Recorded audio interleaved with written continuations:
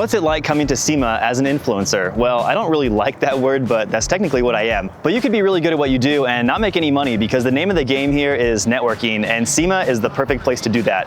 I'm not gonna bore you by showing you meetings and seminars. I'm just gonna show you the cool stuff. So let's get into it.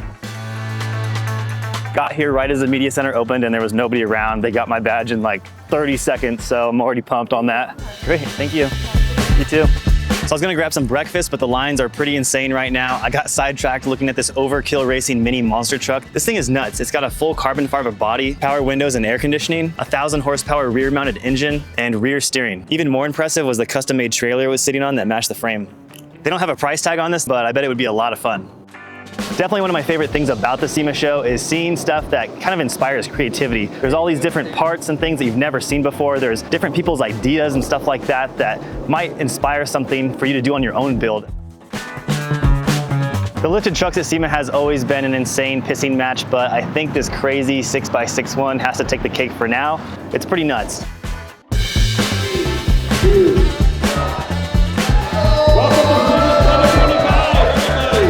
So the show just finally opened. Everybody's excited to go inside. I'm heading over to the North Hall over here. I've got a few meetings on this side where I'm gonna start, and maybe we'll check out a few of the cool cars first. This Genco booth behind me has got this thing called a Typhoon. It's kind of like two wave runners bolted to the bottom of a side-by-side quad. The guy said it'll go 0 to 85 in 3 seconds, and that just sounds insane. Typical SEMA. North Hall can be hit or miss sometimes. There's not a whole lot of cars over there, so you never know what you'll find exactly, but I went to a few seminars and learned some things. I'm gonna head over to the Optima ride-along, see if I can get a ride-along in a drift car. Put this on here. All right, so I got a drift ride-along. I'm not sure if we're jumping in the Corvette or the BMW, we'll see. Yeah, what's your name? I'm Reese. Good to meet you. All right, so we're in Reese's E36. What's this thing got, an LS? It's an LS3. It's right around 450 wheel. Sick, sick. This is a pretty fun gig. Just hang out all day and drift. It's great. So this is my demo car, but I actually used to go to daycare in this thing. So my parents put like 90,000 miles on it. Like, that's so cool. Baby. Hell yeah! Wow.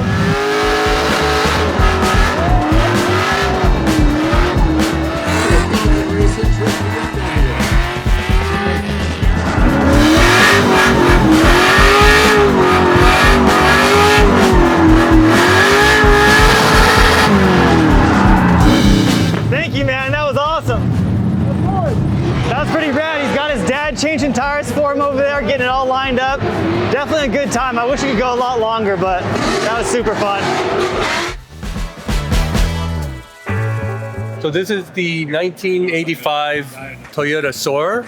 And like you said, like, what is it, right? Like, I think there's a lot of like GTRs and S15 and the Skyline been coming into the stateside, but you rarely get to see something like this. And this in Japan in the 80s were like one of the top tuner street racer cars. So most people here in the stateside never seen before. Yeah. So it's a 6M 3-liter. I love the staggered turbo setup. It's definitely a more nostalgic looking motor that definitely fits better with this car. Almost looks like a BMW, right? Like the valve cover. Yeah, the coils turn. Right. That's awesome, man. Well, thanks. Yeah. SEMA is always one of those funny things where you get to see all these cars that you've seen on the internet. Some of these cars I've actually edited vlogs about. Chris Forsbergs built this Nissan Patrol and I edited the entire series for him. So I haven't even seen this car in person, but I've been looking at hundreds of hours of footage from it. So it's really cool to see how it all came together.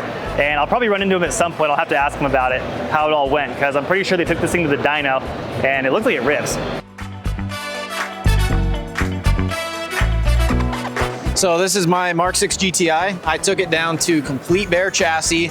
It's fully built up, full track car spec and everything, which I'll actually be tracking and getting it onto the track this year, so don't worry about that. The body kit I've been working on and developing for the past 4 years, shaped it out of foam on my driveway, and then now it is a full production kit that I'm manufacturing and selling through my company, Alcatel Concepts. Besides that, everything has been touched on the car, turbo 5-cylinder swap, the whole interior, nothing OEM left. You'll be seeing it on the track this coming year, so stay tuned, guys.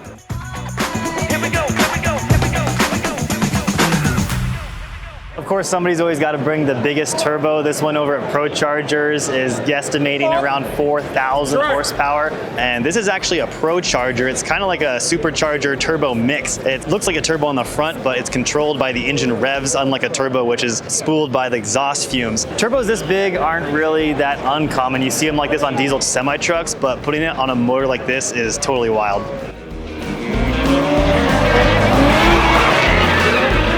So the day's just wrapping up here at SEMA. I had a pretty good time, but as an influencer, I feel like I didn't do enough. You know, I didn't talk to enough people, I didn't meet enough brands, but I think it's always gonna be like that. I ran into a lot of friends and got to catch up. And I went to the Nissan mixer at the end of the day, and that was probably the best part of the day. Talked to a few people that might actually be willing to help me out with some of my future builds, so I think it's all gonna be worth it in the end here.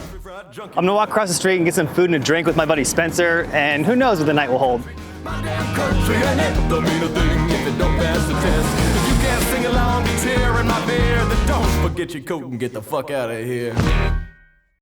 Yesterday was a really good time at the show, but I did a really bad job eating and making sure I stayed hydrated. By the end of the day, I felt so crummy and woke up with a pounding headache this morning, so taking it a little bit easy. There's a Formula Drift party tonight, so I want to make sure I go to that, hang out with my friends, see them, and catch up, and not be walking back to my hotel like a zombie. I'm excited because I just stumbled upon the new product showcase. I was planning on going here, but I wasn't exactly sure where it was. And it's a good way to find out about new products and, you know, find things that are cutting edge and would go really cool with one of my cars. This is a great example of something I need new trim molding for my old square body, and I just happened to find some like this that might actually work. So I'm just gonna take a picture of this company and look it up online later. Who knows, it'll probably end up being something that I buy. I think I'm gonna go over to Central Hall and check out the Gion booth. They're one of my partners. They're a great detail company, make some amazing products. They're doing an unveil with my buddy Mk6 Race Car, so go check that out, see some people, say hey. So this is my 81 Ferrari 308 GTB-i. There's not a lot of Ferrari left on it because we ripped the original V8 out and we put a Honda K series, a K20 into it. Built a time attack car. I don't know that it's like necessarily the best platform for a time attack car because it's ancient and all those types of things, but we're doing our best. It's about 550 horsepower at the wheels. That's paired with a sequential gearbox. It's all air shifted. All the suspension on the car has been replaced, so we took all the original Ferrari control arms and uprights, got rid of those, and put in all hand fabricated tubular control arms and essentially just sheet metal uprights. So my own design, I don't know if it's any good. We're still kind of going through those teething pains to figure out if I know what I'm doing, but I'm trying my best. I'm having fun. Just trying to build a, I don't want to call it a competitive car. It's probably never going to win anything in its class because I didn't build it to be that, but I'm learning to drive. I'm learning to be a better fabricator and just finding all those weak links and making the best car I can. That was really cool to talk to Mike for a little bit. He's definitely a die-hard car guy just like me, and awesome to see people in person, you know, that you don't get to talk to very often, and also their cars. I just love seeing all these internet cars in person and seeing how cool they are. So I saw this Matcha Green 911 and wanted to know more about it. I figured there was no way I'd ever find the owner. I ended up randomly running into him throughout the show, and he agreed to take me over here and check the thing out. We rode the Tesla Loop, which was a pretty cool experience. And yeah, he built this thing in 45 days. Check it out. This is my 2007 Carrera S that I built. It is wrapped in this olive green from Tech. I call it Matcha Green. I did a full leather wrap inside of it. Even the floor is leather. Every single panel in here has been wrapped or leather, suede, or vinyl. I get a lot of inspiration from building cars from Singer, so that hence why you have all the Pepita, all the crazy accents on it. The cool thing about this leather, this is actually from Rolls-Royce, so it's called Mandarin. It comes on the Cullinans. I like European cars with Japanese wheels, so of course I had to put some Workmeisters on it, and to top it off, put some air suspension. Something we've been building for the past 45 days. I think it came out amazing. I'm super happy with it. It's gonna be the new staple car for our coffee shop, and came out amazing. Hope you guys enjoyed it as well. Decided I'd get a little bit of sun, go outside for a little walk in front of the West Hall. I had to check out this E9. It's got an interior swapped out of a modern car, looks pretty sick. Hopefully I can find the guy that owns this thing and talk to him a little bit. It'd be cool to hear the story on this car. So the day seriously flew by so quickly. I've been meaning to get to the Toyo tread pass, and I had a hard time even finding it. They're about to kick everybody out here in about 45 minutes, so I don't have long, but they've always got all the sickest cars, and it's always been a huge inspiration to all of my builds.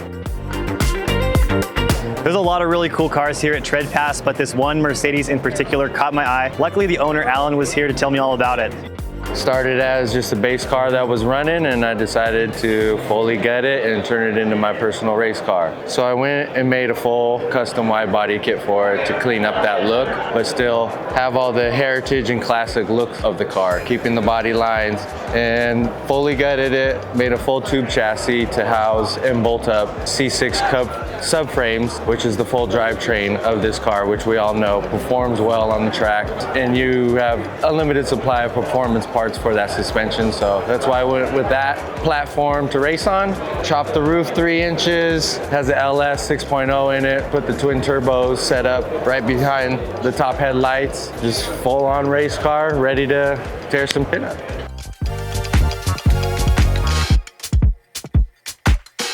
Every time I come to Vegas, I've always got to go to my favorite place is Tacos El Gordo. I don't know why, but they've just got the best tacos. And the best thing is it's about a 15-minute walk from the convention center.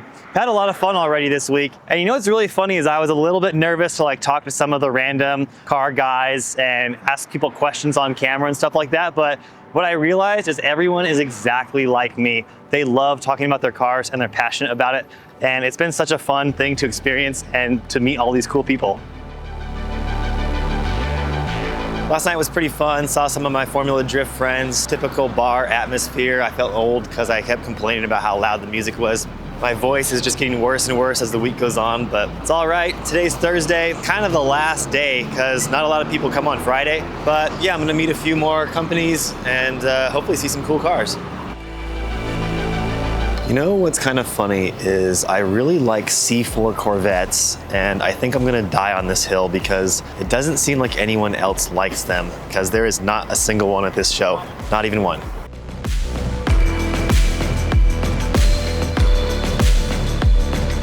There's a really nice BMW 2002 over there that I liked a lot. It's got some little 13-inch two-piece wheels and an ITB kit on an M42 just like my E30, so totally my style. I would love to own a 2002, but it's one of those cars that's probably too expensive right now, and I just already have enough BMWs, so it'll probably never happen, but who knows.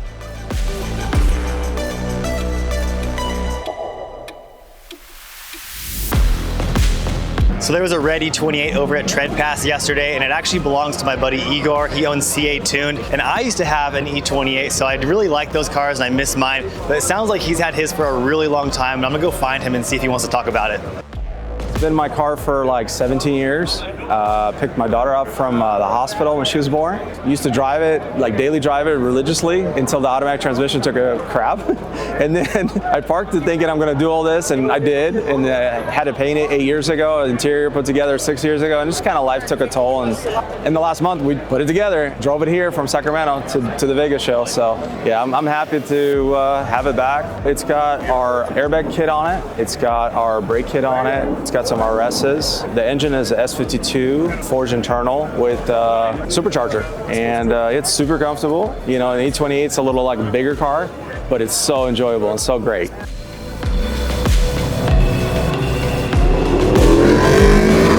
I kept seeing these huge plumes of smoke over from the south side of the convention center, and I forgot about the Hoonigan Burnyard, so ran over here to check it out. These guys are insane. The tires literally caught on fire, and they just kept the pedal to the metal doing a burnout literally until the car wouldn't take it anymore.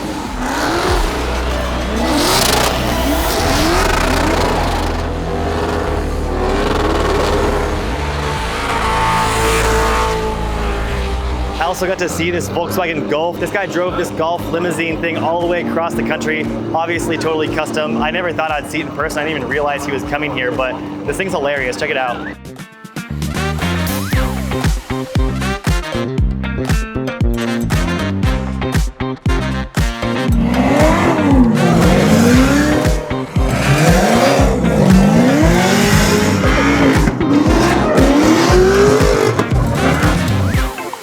I keep seeing people posting about the Temu AE86 repops that are being remade in China right now, and I finally found the booth that has them. I didn't know, but they're making other cars too. They're making like a Z and a Land Cruiser. I think there's like a Blazer over here, but it's pretty cool. I mean, they look kind of nice. It's hard to say how nice they actually are under all that paint, but these things are covered in fingerprints. People have been pushing on places and seeing how thick the metal is, but it's a cool idea. I just don't really see how it's legal. The I'm at the Drifter movie booth at SEMA 2025. And this car is AE86. It's actually happened to be my personal car, but also honored to be one of the picture car for the movie. I don't think I can talk too much detail about the movie, but this is basically this one guy wanted to be a pro driver, and then he got the chance kind of be in that direction. So it's a very relatable and storytelling type of movie. So I think you'll like it. Awesome.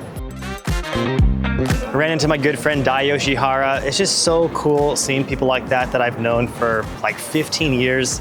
He was just such an influential driver to me and just so nice to me when I first started filming Formula Drift, and just very, very appreciative. He told me about their new movie they're working on with Sung Kang, and it sounds exciting.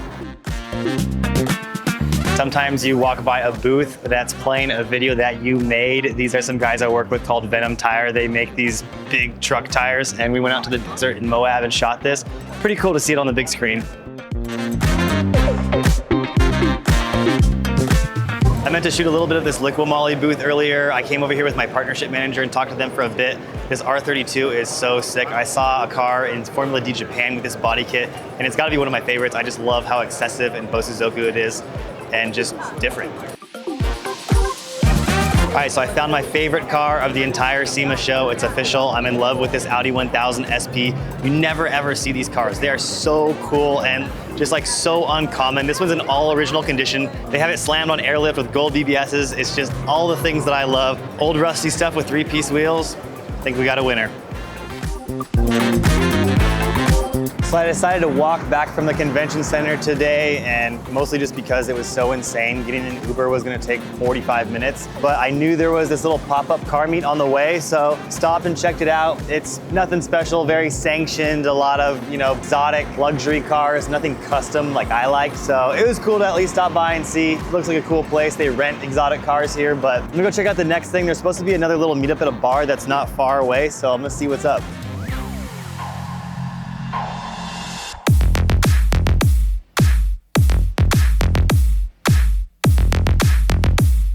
I think I definitely had a little too high of expectations last night going to the car meets. Kind of expecting to see more custom stuff, and it was kind of a lot of Beamer bros with burble tunes and a lot of like Dodge Chargers.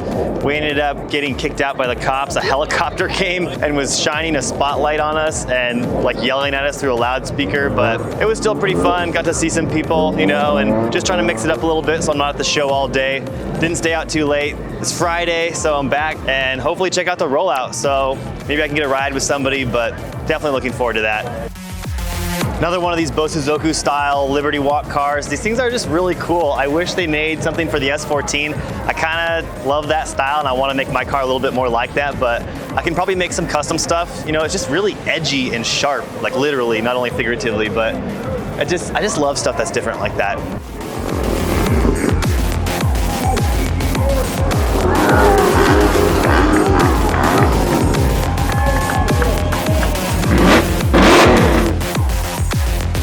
So we brought here a 1975 280Z, came in about the end of July and started in August. All of it was pretty much like this old school original orange red. The whole goal of this was to murder it out and throw all of our carbon bits in it. The hood, fenders, headlight bucket, bumper, air dam, over fenders as well. Side blades, cowl. Kind of wanted to bring all that updated with the whole new look and want to keep it simple, let the car line speak for itself. And this car actually has a 1JZ pushing almost 500 horsepower, so it's pretty quick as well. Had to combine it with some Watanabes, kind of keep that JDM look all across. We really want to have like the Dark Knight type of vibe to this, and we kind of give that retro vintage vibe. The whole interior got done up, seats, custom upholstery stitching right here with NRG that we did. We like the gauges too as well. We did a little custom livery on it, kind of like Miami Vice look.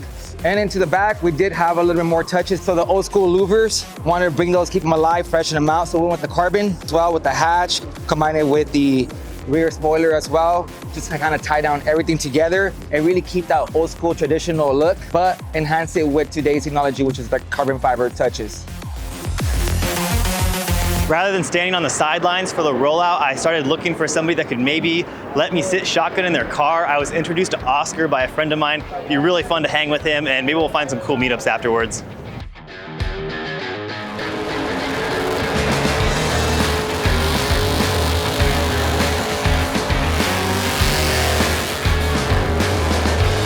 Went back over to Hoonigan's to check out this purple Ferrari that I'm in love with the brown interior. Such a great color combo. Of course, it's on air, wide body wheels. Just love this thing. Ended up over at the Burnyard again. They started a show, and it's the last one of the day. They're just going absolutely crazy, getting pelted with rubber over there, choked out by the smoke. It's a little wild, so hopefully my lungs aren't too sore tonight.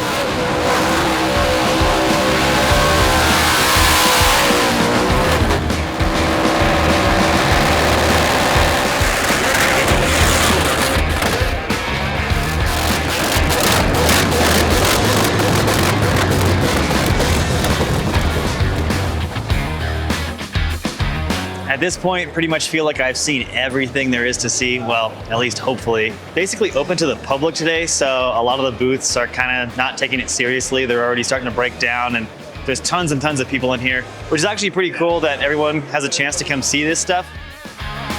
The rollout starts in about an hour, so I'll probably go outside and watch a little bit of that and then meet up with Oscar and see what his plan is. Here's another really funny car to see in person. I edited all 25 episodes of Matt's vlog for this C4 Corvette build. It took 2 years basically, shooting, editing it. I never got to see it in person because he lives about 800 miles away from me and he was shooting everything himself on his GoPro. So definitely really interesting to see this thing and, you know, appreciate it. All right, it's 4 o'clock. People are already starting their cars up. Let's go check it out.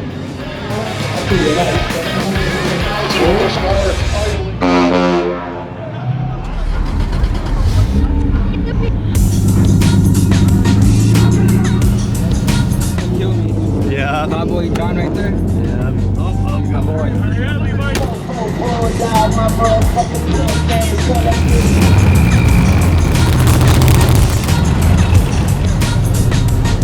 That's just going sideways, bro. Look at this guy.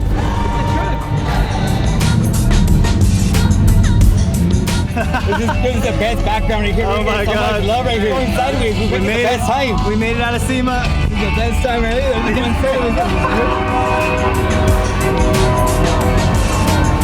That was really cool getting to ride out of the show with Oscar and his Z. Unfortunately, the car got a little bit upset. It was already really low on gas and then it started overheating. I think we got a bad radiator cap or something, so we pulled over, let it cool down. Some of his buddies are bringing some coolant and some gas. I decided to head back to the hotel and grab a quick bite and then gonna head over to another meet down the street. That'll probably be the last thing I do before I head home tomorrow super early in the morning, and then I gotta start editing this video that you're watching now.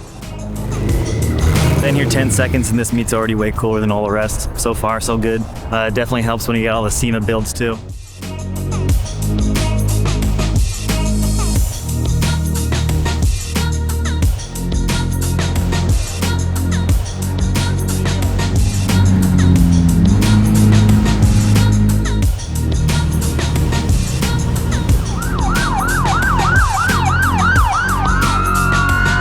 Cops are here, and what's funny is there's like 2 parts to this parking lot, and I don't think they can do anything about this parking lot. They're not even trying, but they're blowing up everybody on this side, so I guess I'm just gonna walk over here a little bit.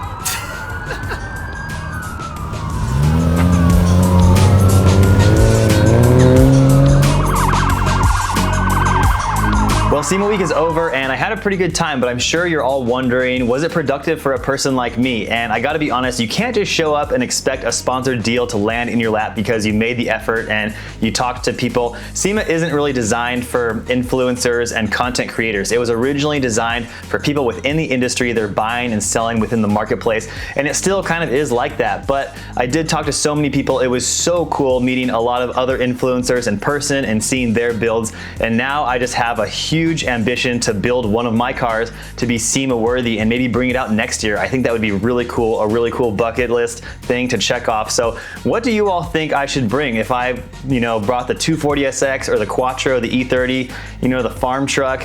Who knows? I want to hear, leave it down in the comments. But for now, I'm just going to keep building my cars, head down and focusing on that. Thanks for watching. I really appreciate it. And check your polarizer.